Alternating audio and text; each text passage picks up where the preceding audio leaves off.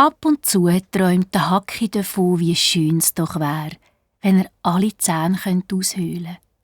Er würde Luxuswohnungen daraus machen. Die könnte er dann vermieten. Die Strasse würde zum Beispiel Kariesallee heissen.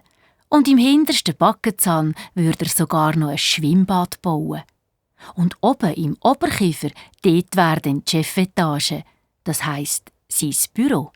Er wäre Geschäftsführer und der Dicke sein Sekretär. Dann würde es etwa so tönen.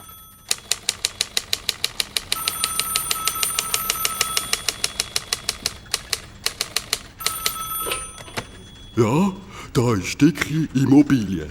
Der Dicke gerade persönlich am Apparat. Ah, grüezi, Herr Graber. Was suchen Sie?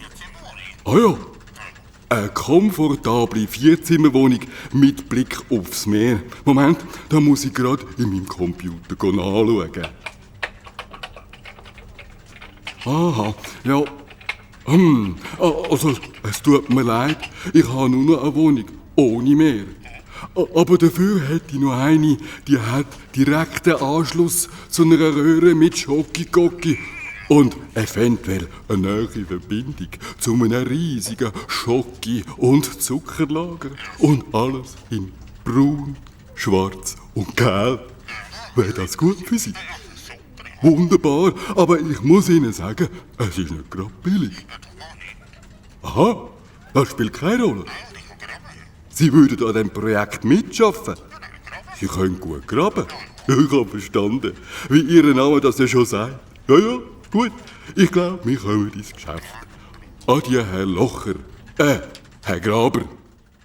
Aber eben, das ist nur ein Wunschtraum.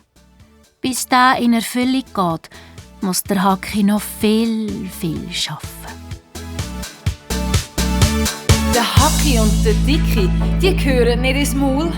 Was die dort alles anstellen, das wird ja alles faul. Der Hacki und der Dicki, die wollen ja immer mehr. Es gibt immer grössere Löcher und die tun Schüli weh. Das sind der Dicki und der Hacki in die Mühle